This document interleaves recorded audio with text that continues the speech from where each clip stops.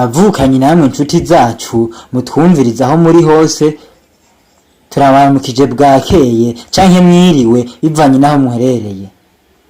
Uyu muri kumwe mu kiganiro ni Celeste Musoni. Kora subscribe mbere ya byose. Uyu munsi tugiye kuganira ku ngingo iremereye cyane mu mibereho y'abantu, ariyo divorce, gutandukana kw'abashakanye mu mategeko. Ni jambo ritavugwa cyane mu mico yacu, ariko rikaba riri mu buzima bwa benshi. Divorce si inkuru y'amategeko gusa, ni inkuru y'umutima, y'amarangamutima, mu gifaransa bitwa emotion, n'ubuzima bw'umuntu.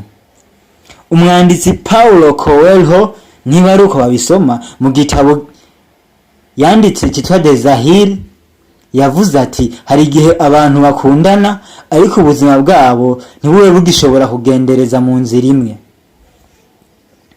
Mu majambo yoroshe, divorce ni igihe umugabo n'umugore batandukanye mu mategeko. Mu gifaransa bavuga ngo séparation légale.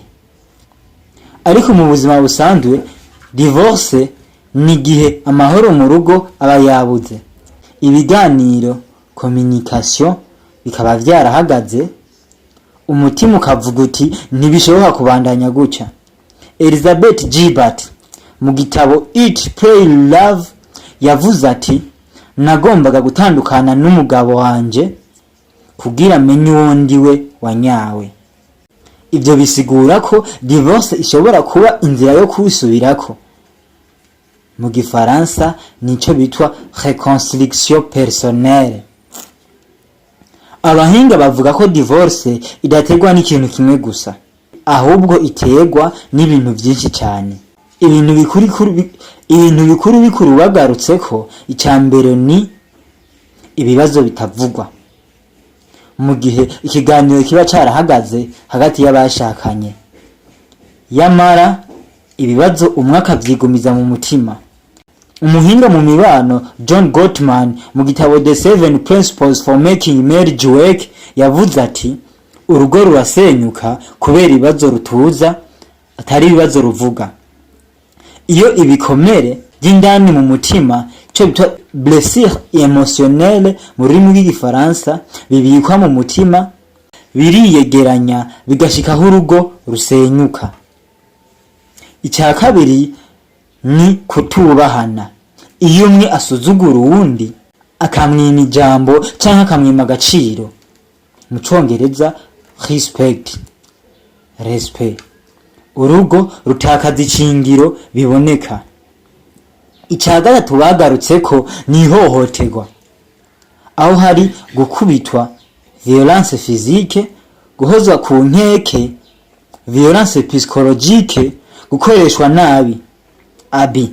Divorce ishobora kuba inzira yo kurokora ubuzima bw'umuntu. Mu bihugu bimwe divorce ni bisanzwe, mu bindi nabyo ni gisebo. Mu Burayi no muri Amerika, divorce ifatwa nk'uburenganzira, droit individuel mu rurimi rw'igifaransa. Mu bihugu byinshi bya Afrika, divorce ifatwa nk'ukonona isura y'umuryango.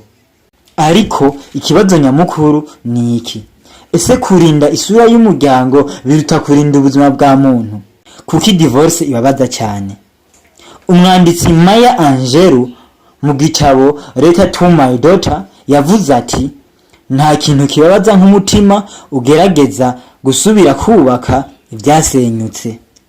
Divorce ibabaza kuko iba ari iherezo ry'inzozi, iherezo ry'imigambi, ikongera ikaba n'iherezo ry'ivyizigiro.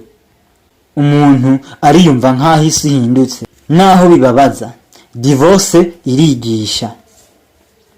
Mu byo yigisha hariho ko amahoro yo mu mutima pe intérieur ari ngombwa. Icya kabiri, iratwigisha ko kwihangana atari ko gutsinda. Icya gatatu, iratwigisha ko umuntu ashobora gusubira kwiyubaka akaba uyundi mushasha. Umwanditsi Haruki Murakami yavuze ati iyo ivumbi rimaze kwicara ntusubira kuba uwo ariwe. Mbere yo gufata ingingo ya divorce, ni vyiza kuganira n'umujyanama conseiller conjugal kwibaza niba hari icyo wokora kugira ngo urugo rukire, kuraba icyo abana bazobamwo, intérêt des enfants, kwibaza uti noba nkiriho neza ndamutse ngumye. Divorce ntifatwa mu rushi, ifatwa mu bwenge. Mu gusozera ikiganiro, divorce si icyaha, si n'igisebo nyabuna, ni icyemezo gikomeye gifatwa igihe amahoro aba yabuze burundu. Oscar Wilde yavuze ati iherezo si iherezo, ni itangiriro ry'ibindi bintu. Aho amahoro ari niho ubuzima buri. Murakoze cyane kudutega amatwi, tuzosubira mu kindi kiganiro. Nitwa Celeste Umusomyi. Kora subscribe usangize buno butumwa bwo bwega. Naho ubutaha.